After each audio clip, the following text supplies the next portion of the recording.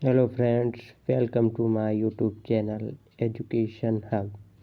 आज मैं आपके लिए लाया हूँ बीएड सेकंड सेमेस्टर का एक टॉपिक विज्ञान शिक्षण के उद्देश्य एवं प्राप्त उद्देश्य। तो उद्देश्य को कहते हैं एम्स और प्राप्त उद्देश्य को कहते हैं ऑब्जेक्टिव्स।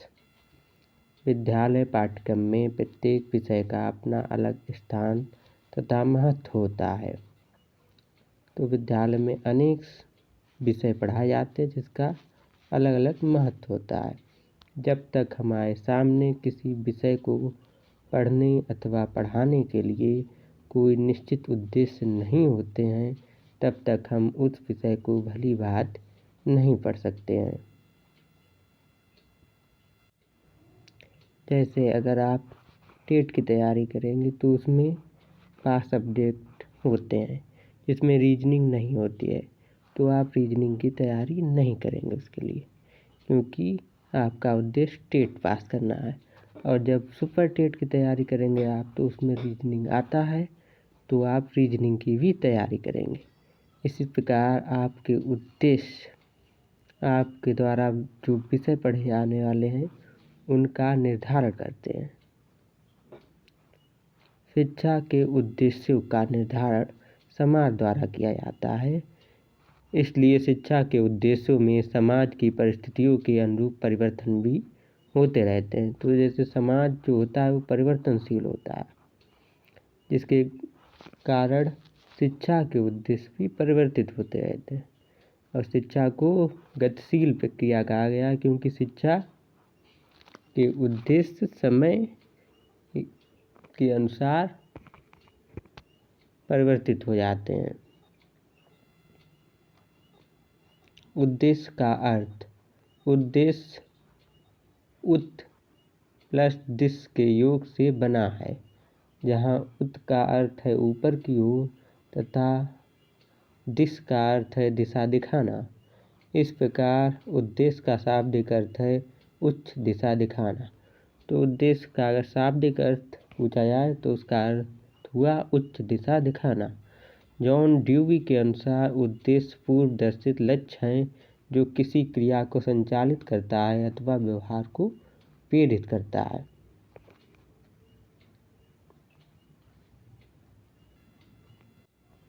अर्थात उद्देश्य वे लक्ष्य हैं जो किसी कार्य अथवा व्यवहार को करने के लिए किसी व्यक्ति को प्रेरित करते हैं। जैसे आप शिक्षक बनना चाहते हैं तो आपको सुपर टेट करना पड़ेगा, तो उसी के अनुसार आपके कार्य एवं व्यवहार होंगे।